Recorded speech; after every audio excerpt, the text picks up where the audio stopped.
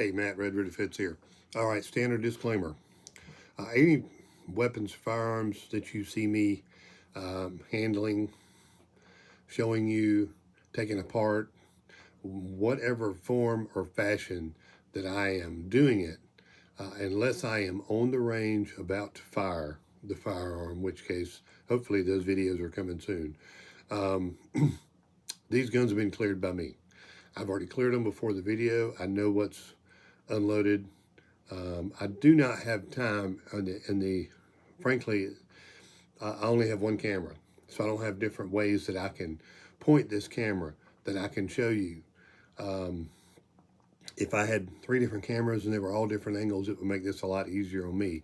And that way I could visibly clear a firearm every time I picked it up, as is my general habit. And videos are a little bit different. So I'm making this disclaimer just to tell you that, whatever you see me handling here on these videos has been cleared by me. Sometimes they're brand new out of the box. If you see a rifle come out of the box and it's still got the chamber indicator in it, well, that's indicating to me that, the gun is unloaded in the first place, because most firearms now, when they come out of the box, they're going to have some kind of a chamber indicator, or in the case of, say, a revolver, it's going to have a yellow or orange spacer in front of the cylinder to indicate that the firearm is not loaded. So in any event, please just bear with me and know that for the expediency of the video, I'm not visibly clearing the firearm every time I pick it up. As an instructor, I understand that safety is 100% important. As a matter of fact, some of the videos we even talk about different safety issues or problems that have come about. So it's not something that's new to me. It's not something I do on purpose. It's just for the sake of the videos. I cannot visibly clear everything in a way that would make everybody happy. Not that I can make everybody happy when I'm doing these videos anyway. So I just got to do what I can do. So anyway, I just want to let you know that everything is clear and safe, and there's no need for you to be concerned. I know in some of these videos, like when I do a handgun video, there's a lot of times I'll turn this thing around and point it and let you see from the camera's perspective the rear sights. Well, that means obviously the thing's pointing back at me, and I'm not making a big effort to move out of the way, because I'm trying to do this video and that's the way that I can see it. So if that disturbs you, then I apologize in advance, but that's just it. That's the way I can, that's the way these are, and that's the way I can do it. So I'm doing the best I can with what I got. In any event, these firearms that you see me handling here are safe. They have been cleared by me, and there is no need to be that concerned. So anyway, just wanted to get that out of there. This applies to all my videos, and unfortunately, just to prevent any further commentary on the matter, you'll probably see this disclaimer at the beginning of every video I do. So this is 3 minutes of your life you ain't gonna get back. Thanks a lot. I appreciate you watching, and continue on to the main course.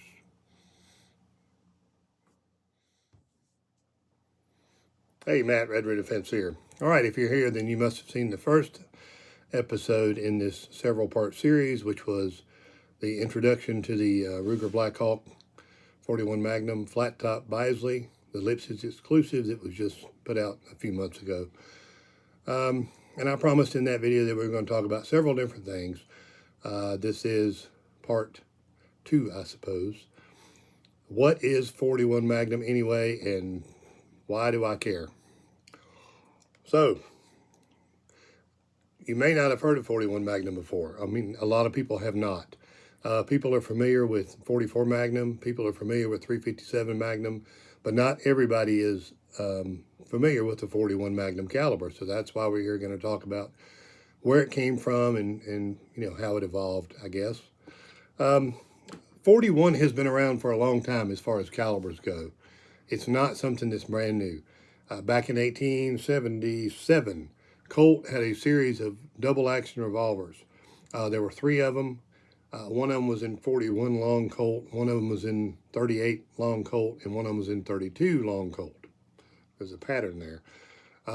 These guns were called, they were nicknamed not by Colt, but they were known as the Thunderer, the Lightning, and the Rainmaker. And the Thunderer was the 41 caliber version of this revolver. Now, it was not a true 41 caliber because it was only a 386 bore diameter. Calibers, however, are deceptive over the life of shooting. Caliber has not always been what the bore diameter is. For instance, 357 is pretty much a 357 or 358 bore diameter, just like 9mm, which is pretty close to, which uses some of the same bore diameters. 38 Special, which uses the same bore diameter, 38 is nowhere near a 357 or 358. I mean, those numbers do not match up. So that's the 38 caliber. The bore diameters are different. 44, the bore diameters are generally going to be 429, 430. That's not a 44 either. So I don't know. I don't know where these calibers got their names from necessarily. I know a few of them, but not all of them. But I just know that you can't always go by the name of the caliber as far as, you know, to tell what the bore diameter is and what the caliber really is. But anyhow, this was not a true 41 caliber revolver. They did last for a little while. They weren't known for being the most reliable guns out there. They were very intricate. John Wesley Hardin was known to have carried one of these. It is said that Doc Holliday carried one of these, the Thunderer. And it's also said that Billy the Kid had one on him when he was killed by Pat Garrett. So they were around. I guess the double action feature was kind of nifty. Gave him a little bit of an edge over the single action revolver. But anyway, so that was 41. There was also some 41s that I recall from way back then in the some of the lever action rifles. It was generally a rimfire cartridge. There was a Derringer that was a 41 caliber Derringer. Like I said, it was not known to be a really good man stopper kind of thing. So, you know, but it was there. So 41's been around for a little while, but it kind of dropped out of sight for some years after the turn of the century, I guess. Now, where did the 41 Magnum come from? To understand that, you have to go back to 1956. 1956, the 44 Magnum was introduced. Now, the 44 Magnum was created, developed by Elmer Keith primarily. Elmer Keith was a gun writer and just all-around shooter, rancher, I think is what he listed his profession as actually being. That was born right at the turn of the century and lived until the early 80s. But Elmer Keith was a big bore handgunner. He liked to shoot handguns, and he shot them all. He shot them constantly, and he was always looking for things, ways that he could make them better. And one of the things that he liked to do was he started taking some 44 specials that were out at the time. 44 special being a cartridge that was developed off of the 44 Russian caliber that had been around for many years. And he started wondering to himself, you know, how much can I jack this up? 44 special rounds at the time, especially early rounds, were not that fast. And he wanted to see what he could do to make them better. And he was juicing up the 44 special to get some really major velocities out of it. And he started going to gun companies and trying to badger them into producing it. One of them finally said, Smith & Wesson finally said, sure, we'll produce it. Remington said, we'll produce the ammo. And in 1956, the 44 Magnum was brought out by Smith & Wesson and or Remington with the Remington ammo. Now, 44 Magnum was a massive round, still is. Here's a 44 Magnum round. This is not a, obviously this is not a jacketed bullet. This is a cast semi-wide cutter bullet. This is actually Elmer Keith's design bullet for the 44 Magnum. And 44 Magnum satisfied a lot of people as far as the big bore handgunners were concerned. But at some point after that, Elmer Keith had gotten together, pardon me, with Bill Jordan, who was a customs agent, who was a competition shooter and a gun writer, and they started looking for something that could help out the law enforcement community. Now, 357 Magnum was out and had been out for many years. 357 Magnum is a pretty tough round. If you were able to use it for law enforcement, that was fantastic. Some people were denied the opportunity to use 357 Magnum. Some law enforcement didn't want to use 357 Magnum because it was such a monster round. I mean, it kicked a lot, according to them. So they didn't really want to use it. I mean, Bill Jordan was really big on the 357 Magnum and was very big on the input of I believe, the either 19 or 27 Smith & Wesson, one or two, or maybe both of them. I can't remember. But anyway, so Bill Jordan and Elmer Keith and Skeeter Skelton, who was another law enforcement / rancher / gun writer of the time, they were looking for something that would be better for law enforcement and decided a 41 caliber round would be perfect.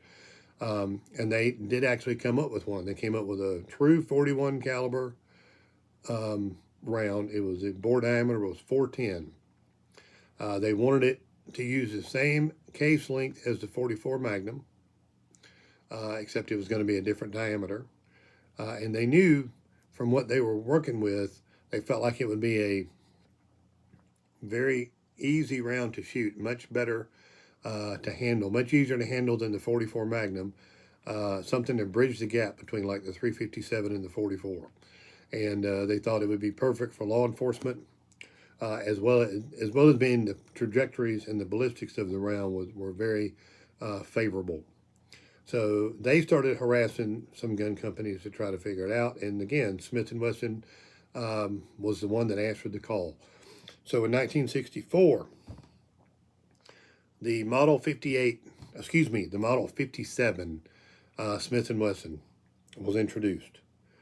Now, this was based on a 41 Magnum, using the same case length as the 44 with a 210 grain bullet. Elmer Keith wanted it to use a 220 grain bullet, but most production ammo uses a 210 grain bullet. It was running at 960 feet per second. And the Model 57 is a beautiful, beautiful revolver. The original version of it, even the new version, is still in production now as a classic version by Smith & Wesson. They did make a few changes to some of the parts. But it was a very beautiful revolver, 6-inch barrel. It had target sights, adjustable sights on the rear. It was a half underlug barrel, something like, this is a double action. You see this lug here. This is where the ejector rod houses itself under the barrel, and this lug helps make it stronger. It also looks good. And it was built on a bigger frame. This the Model 57 was built on a bigger frame, and was a very nice weapon. Unfortunately, I do not have one. I would love to have one, and I've been looking for one, and I've just hadn't wanted to spend that much money because the originals are not inexpensive anymore. But I keep hoping maybe I'll find one that's like a shooter grade or something. But anyway, so the Model 57 was out. Now, they also came out shortly after that with the Model 58. This was geared more towards law enforcement because this was more of a stripped down version. It had fixed sights, no underlug on the barrel. The finish was not quite as nice, but it was a nice, less expensive version of the Model 57. They called it the Model 58. Now, for whatever reason, 41 Magnum as a law enforcement round never really caught on. It was not picked up by as many people as they wanted it to be picked up by. I don't really know why. It just didn't jump off with the law enforcement community, I guess, and still has not to this day. But 41 Magnum is still around. Every once in a while, some gun writer will come up with a magazine article that says, "Oh, the 41 Magnum is dead." Well, it's not. It's not even close to dead. The 41 Magnum is kept alive by hunters mainly, and people that just like to shoot it. It is a tremendous hunting round. Let me show you. Okay, like I said, this is the 44 Magnum cartridge. You see the diameter is a little bit different. This is a 41 Magnum round. This is just a plated bullet, not a cast bullet. But you see,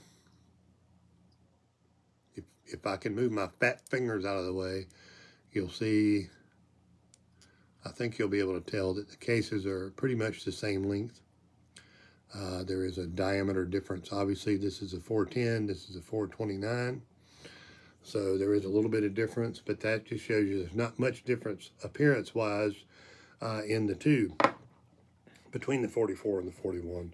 The 41 is a very, like I said, the ballistics and the trajectory of this round are great. It's a very flat shooting round. It's one of the most accurate revolver rounds that I've shot. The 44 Special being number one. It's a tremendous round to shoot. Like I said, it's a great deer cartridge, small game maybe, great for targets. If you reload, you can do a lot more with it than someone who just buys factory ammo.